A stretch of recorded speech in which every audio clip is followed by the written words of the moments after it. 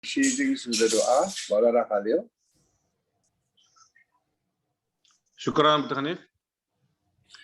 اللهم صل على محمد صلى الله عليه وسلم كلما ذكرك الذاكرون كلما غفل عن ذكرك الغافلون صل على المؤمنين والمؤمنات والمسلمين والمسلمات الأحياء منهم والأموات إنك يا ربنا سميع قريب مجيب دعوات برحمتك يا أرحم الراحمين ربنا تقبل منا إنك أنت السميع العليم وتب علينا إنك أنت التواب الرحيم اللهم أنت السلام ومنك السلام وإليك يعود السلام فحينا ربنا بالسلام وأدخلنا الجنة دار السلام تبارك ربنا وتعاليت يا ذا الجلال والإكرام سمعنا وأطعنا غفرانك ربنا وإليك المصير صل اللهم وسلم على سيدنا محمد وعلى آله وأصحابه وأمته أجمعين والحمد لله رب العالمين. Shukran, Maulana Khalil, and I'd like to welcome everyone to. First and foremost, I'd like to thank everybody that's present. And however, I just got one problem before I start. I prepared my presentation. I'd say covered at 90%, when I was told no, I need to speak first. So I have to change my whole presentation and let it all flows into one another. So I'll start from the beginning where it all started initially. On June 11, 2020, Judge Matlanga gave his judgment in the Constitutional Court, deemed part of the Electoral Act to be unconstitutional. Parliament was given 24 months to make provision for independent candidates. This was an opportunity to make additional amendments to the Electoral Act. Provisions has been made in the bill for the following: independent candidates, an open list PR system allowing voters the final say on ranking candidates of the political parties they support. Voters will vote for a candidate on a party's list rather than for the party per se. The party loses nothing, but the people gain. They get an MP or an MPL of their own choice. Creating 52 multi-member constituencies using the demarcation of the 44 municipal district councils and 8 metropolitan councils. MPs, MPLs, and councillors will have to work as a team. There will be 300 such teams across South Africa working cooperatively as enjoined by Chapter 3 of the Constitution. Each district will have an office where what we call the one-stop shop can be held to deal with the problems of the people. Reducing the seats in the National Assembly from 400 to 350, and in the provincial legislature as a whole from 430 to 300. We all know government is broke. It can no longer afford to be very big and very expensive. This is the kind of electoral laws our country should have had all along. Now, as you look at from the Freedom Charter since 1995, and I quote, the people shall govern. Till 1994, when we had our first democratic election, the closed list PR system was used. In 1996, we had the Arniston Bosberaad. The PR system was retained for the 1999 general election while new ideas were investigated. In 1998, at the ASA Roundtable on Electoral Reform, discussions took place regarding a mixed member proportional system with single member constituencies. On the 26th of March 1999, President Mandela said the following to the nation in his farewell speech, and I quote, "We do not need to ask whether we need to re-examine our electoral system so as to improve the nature of our relationship as public representatives with our voters. Indeed, questions have been raised, we know, as to whether this house is not a carriage on the gravy train whose passengers idle away their time at the nation's expense." In 2002, Dr. Frederick van Zyl-Slabbert was commissioned to investigate electoral systems best suited for South Africa, with one of the main recommendations was for South Africa to have a mix of proportional representation and a constituency-based system. It was suggested that the country be divided into 69 multi-member constituencies that would together directly elect 300 of the 400 members of the National Assembly. The remaining 100 seats would be filled according to proportional representation. In 2006, the National Assembly appointed an independent panel chaired by former MP Prex Governor, who also recommended a mixed system, which attempts to capture the benefits of both the constituency-based and proportional representation electoral system. In 2017, the Kgalema Matlante report reiterated the following. One of the major challenges with the current electoral system is the weakness of the proportional representation system in holding politicians to account to the electorate. Members of parliament are appointed not directly by voters, but rather by the party, based on candidates lists submitted to the Electoral Commission ahead of the elections.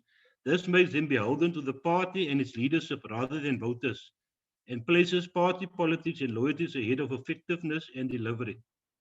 In conclusion, my team and I came up with the following: inclusion of independent candidates in elections, creating a hybrid system providing for proportional representation as well as for 52 multi-member constituencies, retaining the single transferable vote mechanism to ensure proportional representation, requiring each candidate to publish how that candidate will seek to advance the provisions of the Bill of Rights when elected, achieving a smaller government because of the fiscal reality, exploring electronic and postal voting. I so thank you. Honorable AG. Thank you very much. Next up, we should have had Councillor Tapelo, but he is in Pretoria. Next on the list is Councillor Dawood. He sent me a voice clip and I'm going to play it now. Just apologies for a bit of a delay. 1 second.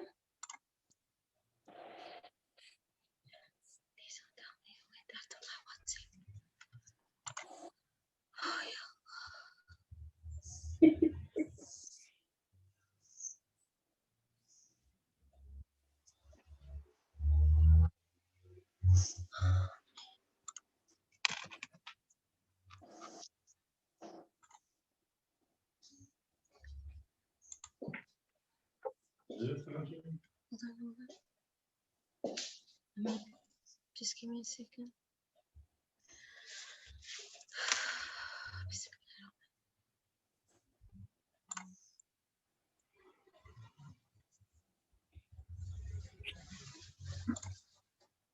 Assalamu alaikum wa rahmatullahi wa barakatuh. This is a short presentation on the IEC on its readiness for the 2021 local government elections. As you know, Mr. Chairman, the local government elections most probably will be taking place between the 4th of August and the latest date would be on the 1st of November 2021. And the IEC informed the committee that it was already in process of preparing for the 2021 elections. And elections has to be taken place within 90 days of expiry of the current term. That is normal procedure. The earliest possible date for the local government elections would be on the 4th of August 2021, and the latest date would be on the 1st of November 2021.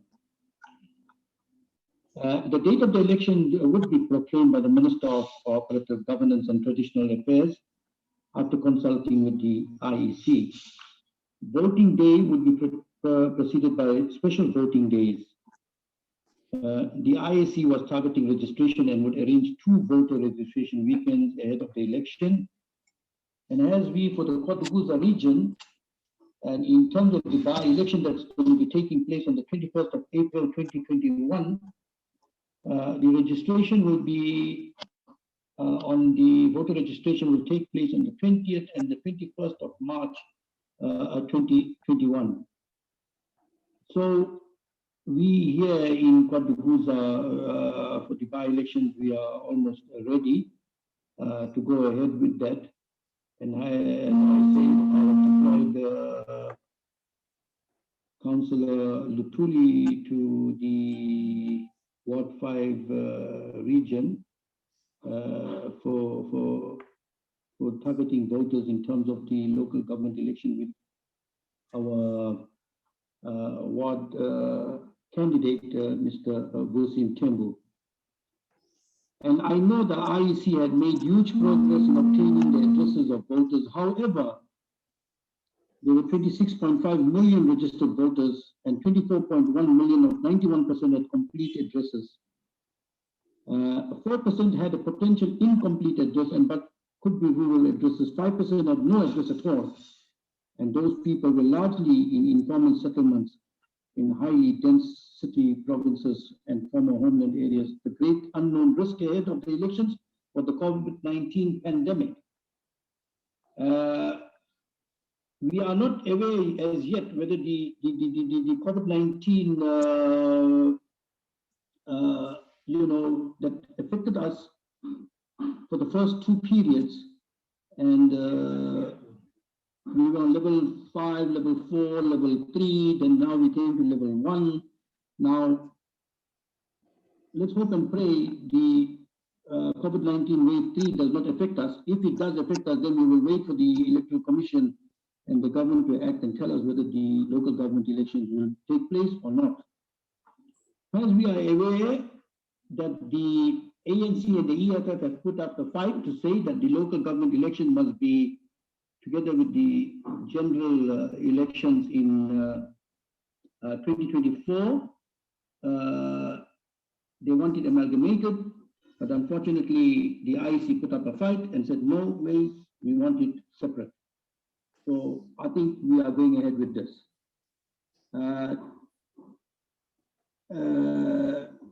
The Protection of Personal Information Act, as we all know, which would have to remove certain information when the voters' roll was made public. Legislation has to be amended and required by the CEO to do certain personal information of voters on the roll before it was made available.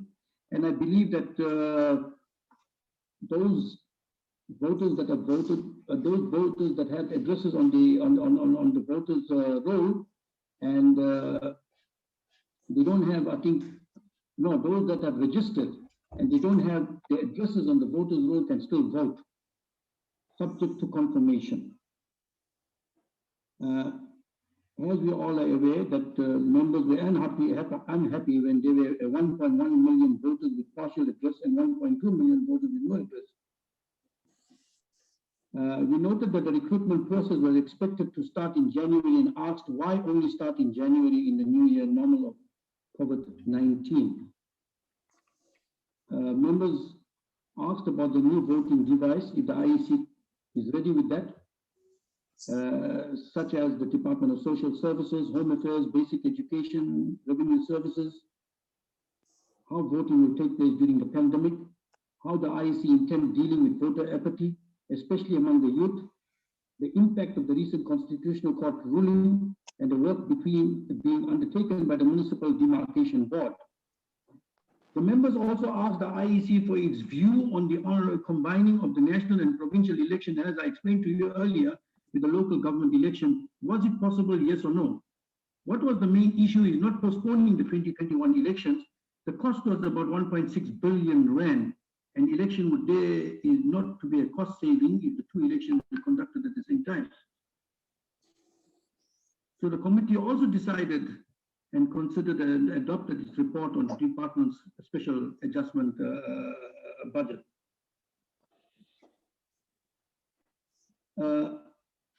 Mr. Chairman, the meeting was intended to look into state of readiness of the IEC to run the local government election. The National Command Council was on board. The first time in the history of this country we had to deal with such a virus, and we thought that the Command Council was doing extremely well in a very difficult situation. We also welcomed the ban of alcohol, and as the hospitals were full, and the decision would go a long way to making hospitals more manageable.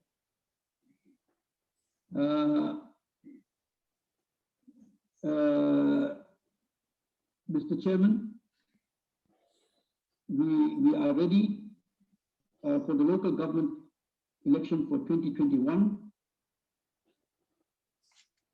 We have a lot of challenges ahead of us, and let's hope for the sake of the country and for the sake of its people that this local government election will go ahead as planned, either in August or the 1st of November 2021.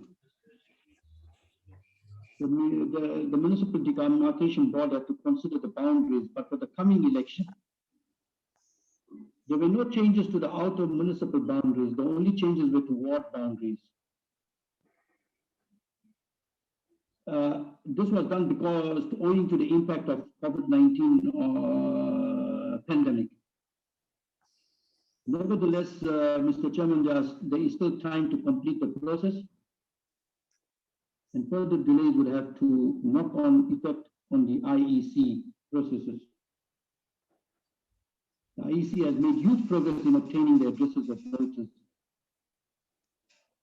And let's hope this election, local government election, becomes a reality without any hindrance in terms of the COVID-19 pandemic, especially the third wave does not hit us during this period. If it does, Allah knows best which way we are going to be moving forward, Mr. Chairman. Those who were registered on the voters roll but without an address would be entitled to vote, but would have to follow a different process in order to guarantee that it accords with the election code of being free and fair. That is what I discussed a bit earlier. And let's hope everything goes well, Mr. Chairman.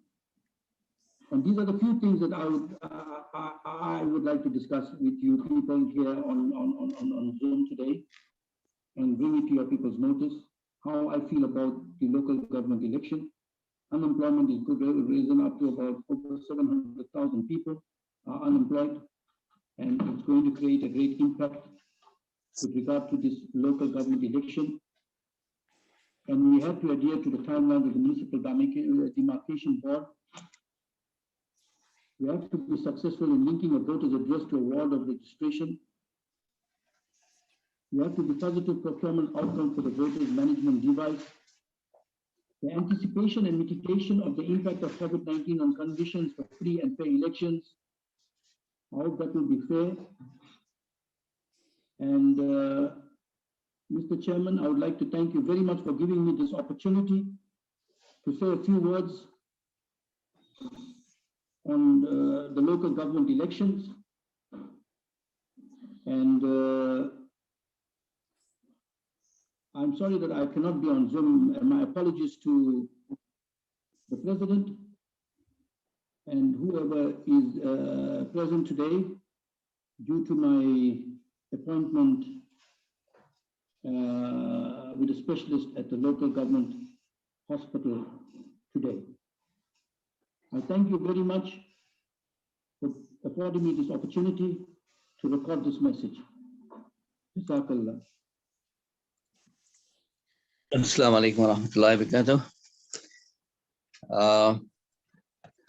A lot has been said, and I think that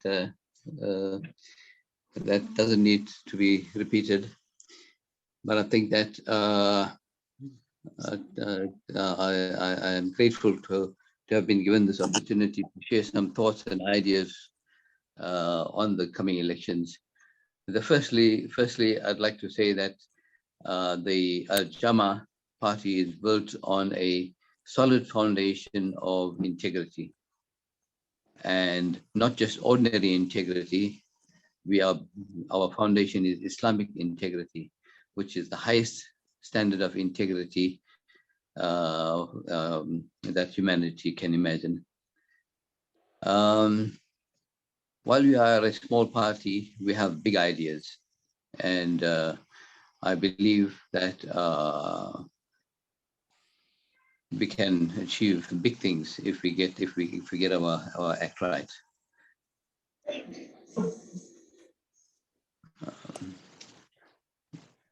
The party is for all people. It's not just for Muslims.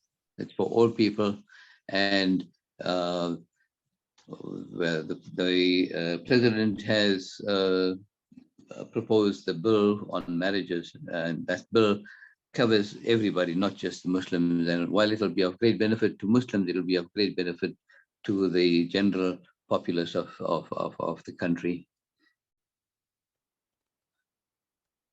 The party is for all people, not just for Muslims. It's for all people of all faiths, of all colors, of all creeds, of all religions, and whatever else. And our president speaks out against all forms of injustice and lies. For example, we had that one DA councillor who blasphemed Islam by saying that Islamic terrorists are growing in Mozambique and they're coming down to South Africa, and South Africa had better watch out. And our president gave him a lovely mouthful, and I think that the president deserves a great thank you for that from Jama-ah and from the populace generally. Viva President, viva. We hope to grow our party by including all faiths, and we must concentrate on getting more people of other faiths into the party other than Islam, Muslims. People are beginning to see clearly the global war on Islam. For example, in Sri Lanka, they've just passed a ban on the niqab. I don't know if, I'm sure most of you are aware of that. And that is now, once again, a growth on the war on Islam. And unfortunately, the day 3/3/24, 3rd of March 1924, we signed our death warrant. The Ummah signed its death warrant by accepting the demise of the caliphate. And once the caliphate was destroyed, we then accepted nationhood. And when we accepted nationhood, we accepted our destruction. And what the powers that be are going to be doing, and they have been doing for the last 100 years or so, is that they are murdering us one nation at a time. So it's Sri Lanka at one stage, then it's Burma, then it's Chechnya, then it's Afghanistan and Iraq, and the list goes on and on and on. And believe me, it's a never-ending war. And at this point in time, we in South Africa have been somewhat shielded by Allah subhanahu wa ta'ala, I believe, because of our great generosity and our attachment to Islam.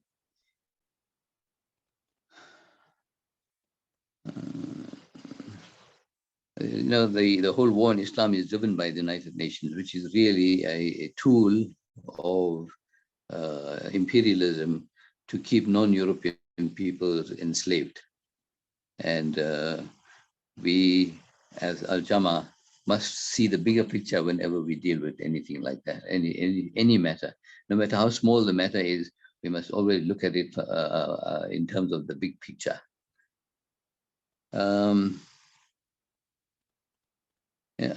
Unfortunately, the ANC has let the people down very badly. My uncle, Jota Motala, who gave his life for the freedom of the people, fighting against apartheid, I'm sure if he was alive today, he would be very upset, and probably is turning in his grave at the moment because of what is going on. You know, the ANC was portrayed as a liberating force. However, it has failed the majority of the population. And we see that the rich are getting richer and the poor are getting poorer. And the ANC was supposed to have taken care of the poor, not the rich. But unfortunately, it seems to be the other way around. If we look at all the municipalities throughout the country, all municipalities are in tatters and terrible conditions, and probably the worst of all is Msunduzi. No matter how much we shout and scream and beg, we can't get things done on a major basis. For instance, at the last meeting on Wednesday, Financial Services Portfolio Committee meeting, I put forward a proposal that as far as the report on fruitless and wasteless expenditure is concerned, that huge element of fruitless and wasteful expenditure is not included in that report. We have little insignificant tiny things put in that report just to bluff everybody. And I then said that all those employees that are getting paid big fat salaries but are doing nothing, absolutely nothing, that is also wasteful and fruitless expenditure. And that must also be included in the report. And that proposal of mine was accepted and was included in the minutes. Unfortunately, the officials of the council seem to have been appointed by the ANC cadres or councillors or whatever you want to call them, without any consideration for service delivery. So the people that are the staff that are employed simply because of their relationship with some or other high-ranking official or member of the ANC, and no consideration is given as to his or her expertise, experience, qualifications. It's just not normal the way things are operating, and I'm sure the same is operating throughout the country. Most of the officials, unfortunately, are just there to get their salaries at the end of the month and are siphoning as much as possible out while they have their jobs. So all tenders and stuff like that, they are involved in, and they siphon the money out, and then they create unnecessary situations where they have to go out to so-called tender and also procure the expertise of consultants while they have been deployed to do certain work, and because they don't have the expertise and the experience and the knowledge to carry on with their work, they then go out to employ consultants or outside service providers. So we're paying for the same service twice. We're paying the officials to do the work, and at the same time we're paying consultants to do the work. And this is causing Msunduzi massive headache, because if things go as they're going currently, we may not have money enough to pay the salaries of the staff.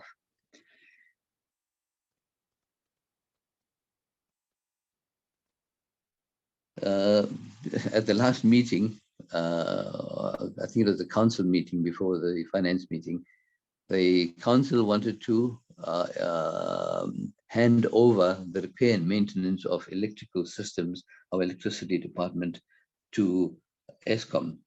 And I was horrified by this because, as we all know, ESCOM is a failed organization. And I said to the meeting that, listen, by appointing ESCOM, we're going to be having the blind leading the blind. And it's just not on that we employ ESCOM, who is really a sort of quadriplegic at the moment. It's just not on that we appoint. But however, the ANC wanted that, and so they got it. The billing system where we send out our light accounts and stuff, we have endless problems. And being in the finance department for 20 years, I am continuously, almost on a daily basis, getting inquiries to sort out problems, and it's just taking too much of my time, Then, I don't know, just everybody seemed to be trying to make a quick buck. Well, not a quick buck, I think a quick million out of the system. They send out people to do disconnections. They disconnect the wrong places. They disconnect without any consultation, without notification. And the people are really getting frustrated in Pietermaritzburg, and they are now forming groups to take the municipality to court. The business Chamber of Commerce is now garnering the support of all businesses and important bodies in Pietermaritzburg to take the municipality to court because of its total lack of integrity and its total abdication of provision of services.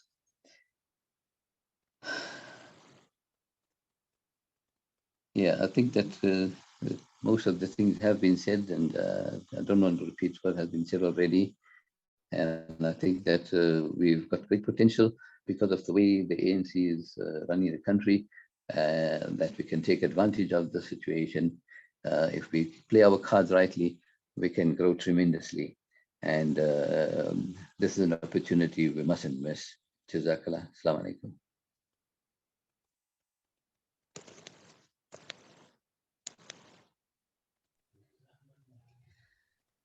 Shukran, Councillor Goga. Next up, we have Councillor Ahmad Hendricks. Assalamualaikum, good morning, everybody. I am Councillor Ahmad Hendricks, representing Al Jama-ah on Sub-Council 17 in the Western Cape. The purpose of the meeting is to discuss the electoral policy reform. The purpose of the amendments included in the electoral law amendment were extensive and relates to the three pieces of electoral legislation as amendments. Regarding to the Electoral Commission Act, the purpose is to insert new definition into the electoral law amendment, both in aid with the interpretation and understanding. Therefore, secondly, it is to amend province according to the registration of the party, providing for parties to be registered as a national and a provincial level as well as a metropolitan or district. Municipality is always involved repeating province relating to the registration of the party instead of particular local municipality. 13.8 to streamline province regarding the purpose of applying for a registration party and objection against such application is appeal against the decision of Chief Electoral Officer. Relating to such application, amendment allowed the IC to make a compulsory amendment and to repeal absolutely proven in the election law. In addition, relating to the Electric Act, the purpose is to amend relating to submission as a list of candidates and to amend provisions relating to special votes in election for amendment provisions relating to special votes on the electric for National Assembly. It extends to amend provisions relating to the proceed concerning provincial results and voting material, and to provide for limit application of the election code of conduct. New definitions are always inserted in the Electric Act. Through the implementation of the Electric Law amendments, both Schedule 3 of the Electoral Act is amended to insert new definitions. Further amendments included amending the provincial regarding public access to the voters' roll. To make a reference to repeal and amendment province allow voters to vote in voting districts in which they are not registered.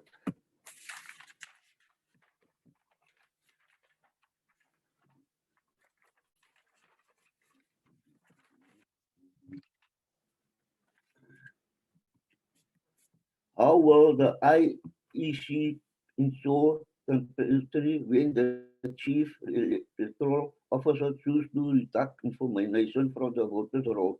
The protection of the voters' personal information against unreasonable disclosure in an important aspect, and the committee is content to see that progress is being made in alignment electrical legislation with Province Act protection. The Personal Information Act member asks if the proceeds around voters voting outside their voting districts are sufficient to ensure that everyone is only able to vote once to protect the credibility of election process. It was not the meeting was being of the process, and as the committee will involve a process of public consultation and further engagement with the IECU, ensuring equal public participation proceeding in the responsibility of the committee. The committee will not compromise any of the procedures that we require to ensure that the electoral law amendment vote is proceeding in the prescribed manner in the line with the Constitution. The public must give sufficient time until 22nd January 2021 to make a necessary submission in the line with the upcoming festive period. The committee will convene a meeting to consider submission made at the end of January 2001. Electoral system obtained and voters turnout. The electoral system is based on party list proportional presentation, which means that parties are present in the proportional to the elected support for municipal council. There is a mixed member system in which vote elected individual alongside those names from the party.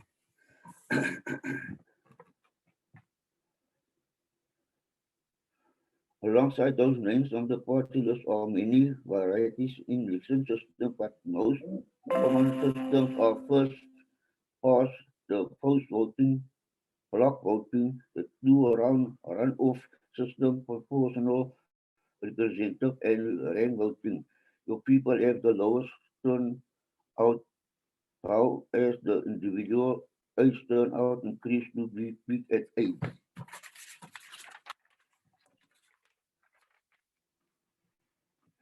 The role of the independent candidate is of African democratic municipal election allowed the individual to stand a candidate in votes. Their success that is because of independent candidates province voters with better opportunity to express their preference.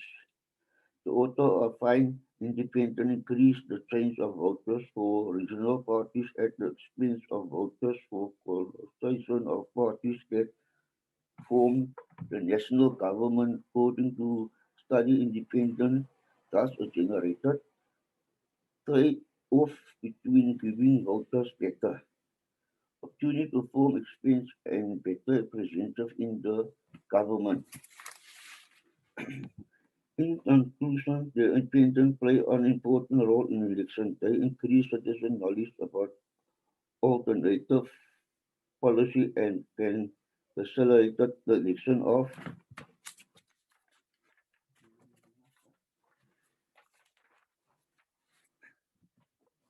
administration time for improved systems.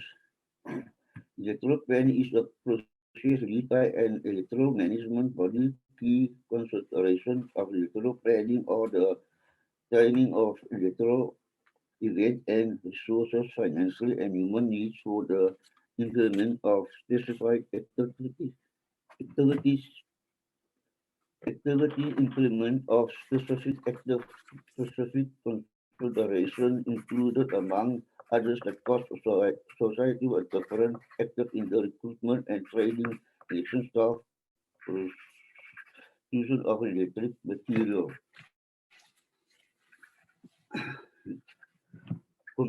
Communication, security, and so on, timing through an holistic planning process will ensure broad consultation within EMP as well as the External Act conflict from society, and EMP will benefit from conducting a risk assessment potential force weakness and security threat both international.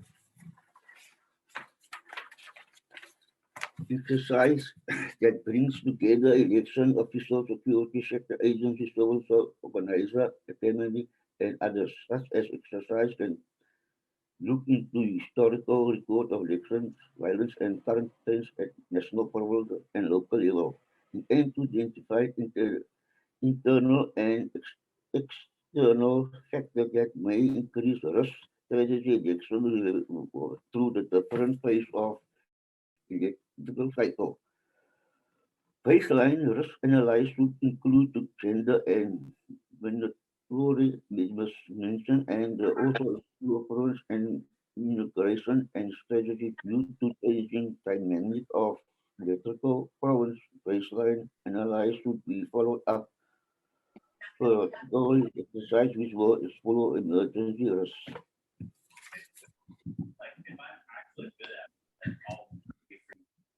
Probably a year or two depending on funds. Thank you. Assalamualaikum.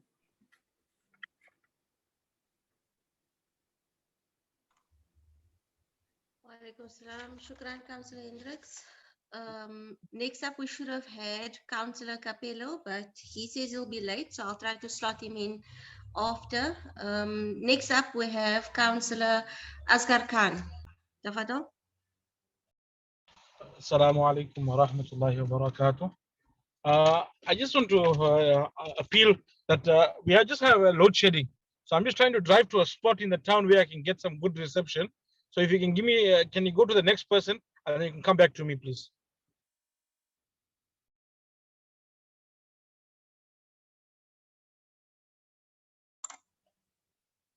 Sure. Next up, we should have Councillor Hussein Khan. Hafsa, is he on the platform? Because he did not send any notification that he's not going to attend.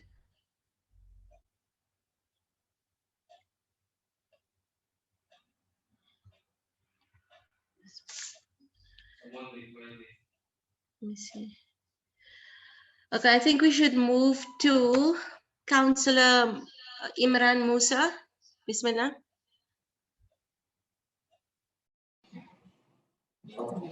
Assalamu alaikum wa rahmatullahi wa barakatuh. Can you hear me? Loud and clear. Bismillah.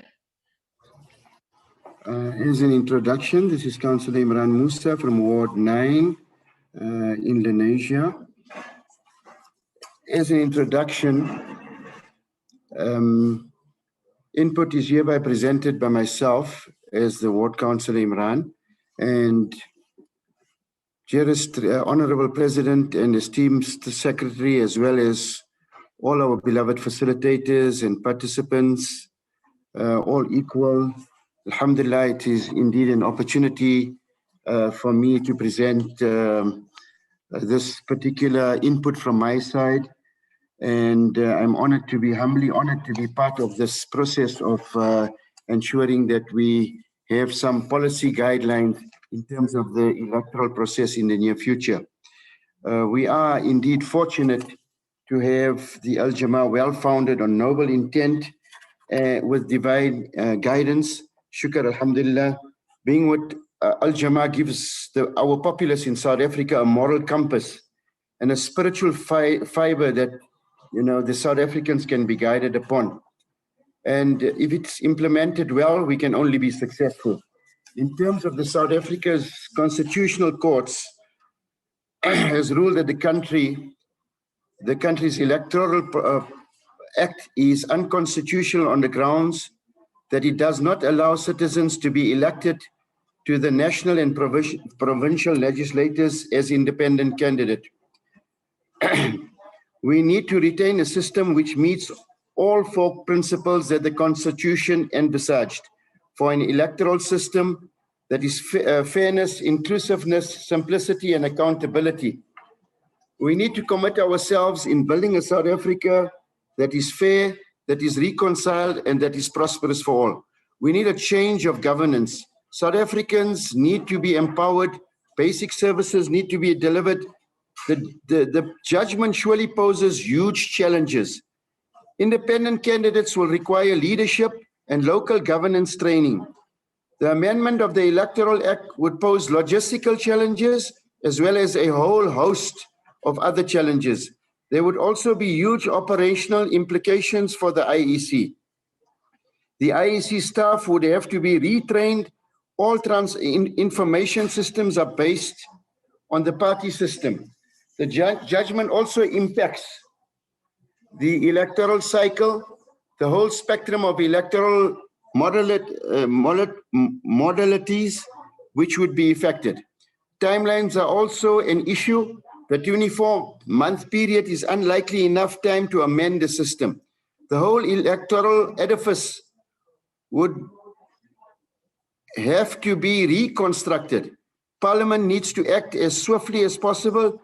The judgment also raises a number of other issues. For instance, what would happen if an independent candidate dies or resigns? There is also the question of accountability.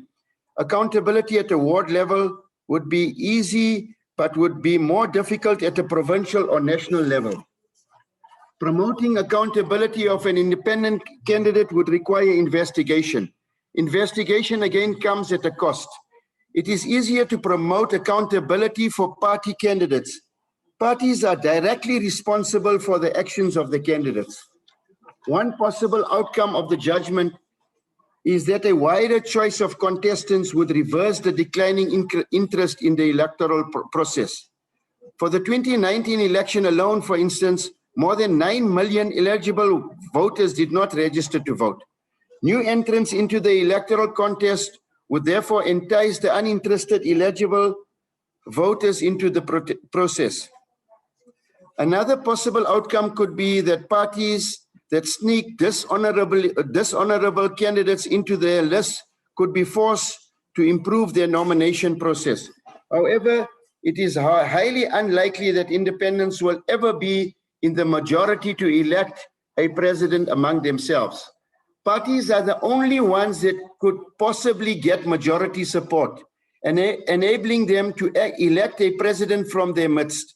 What might protect established parties against competition from independents is the likelihood of poor organizational infrastructure, inexperience, and money. Their success is not guaranteed. Having hundreds or thousands of independents surely will be an untenable situation for the many reasons as stated above for the electoral policies in the near future. I thank you very much, Jazakallah khairan, for the opportunity of bringing this input to our participants on this platform.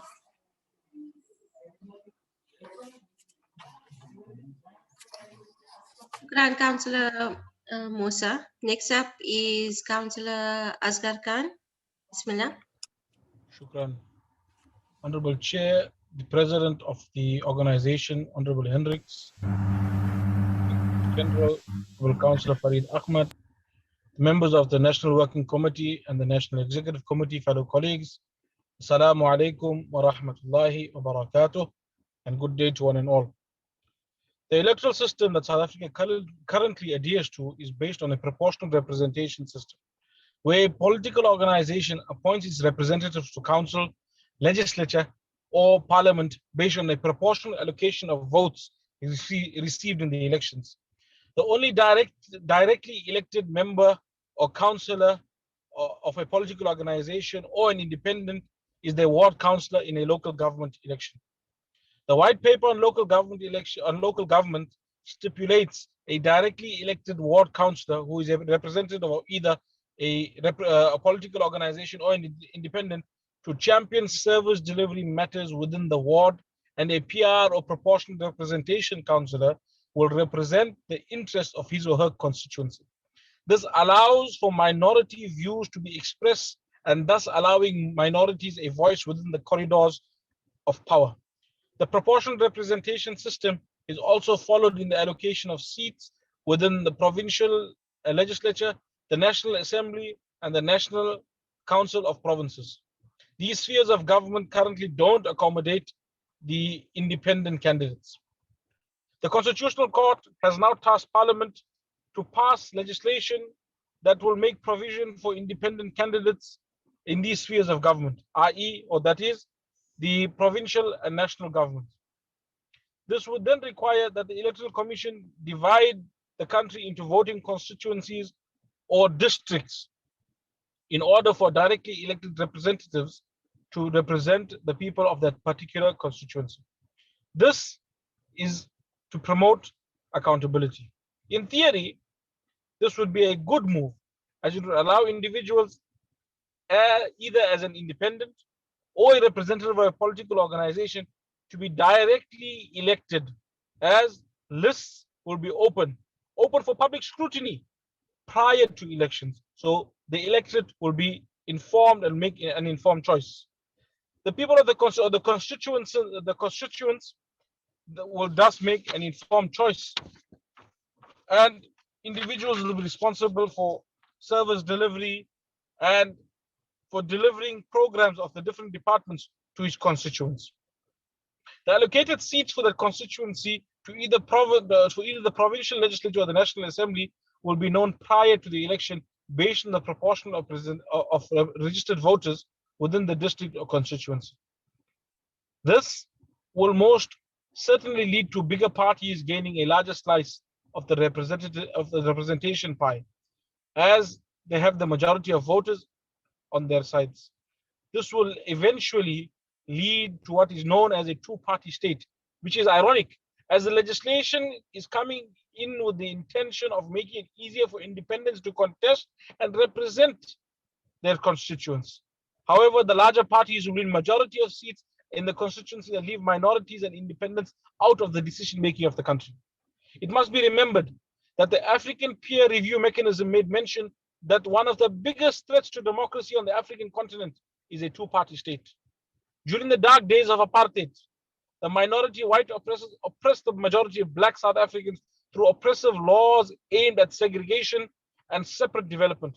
My fear is that this type of electoral system will lead to minorities such as the Indians, Cape Malays, and even the Khoi being suppressed, and their views will not be heard due to them not meeting the required quota in a particular constituency. Although throughout the Republic, their numbers dictate their voices ought to be heard. Honorable Chair, as a political organization which aims to champion the rights of minority communities within South Africa and to bring about a moral rejuvenation and a regeneration of morality within South Africa, within the South African political landscape, I think it is imperative that Jama-ah should seek to ensure that the constitutional rights of minorities are not trampled upon by power-hungry political organizations. We don't represent the interest or those political organizations who don't represent the interests and the views of the marginalized minority in this country. We are a political platform for all communities, but in reality, we represent a marginalized minority who without Jama-ah would have had no voice in the corridors of power. Jama-ah must lobby to ensure that legislation does not exclude minorities and that it makes provision for a proportional representation outside of the said districts. If not, a large chunk of South African citizens will be left out in the cold without a voice.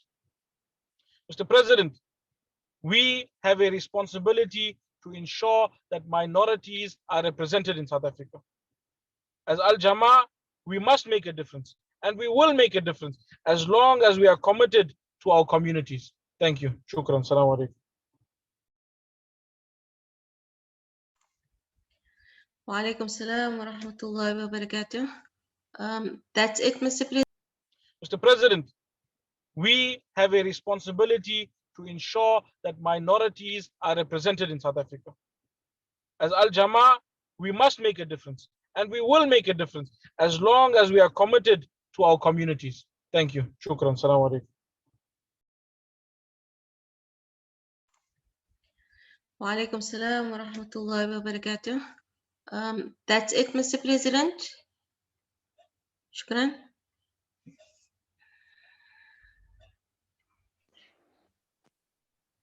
Thank you.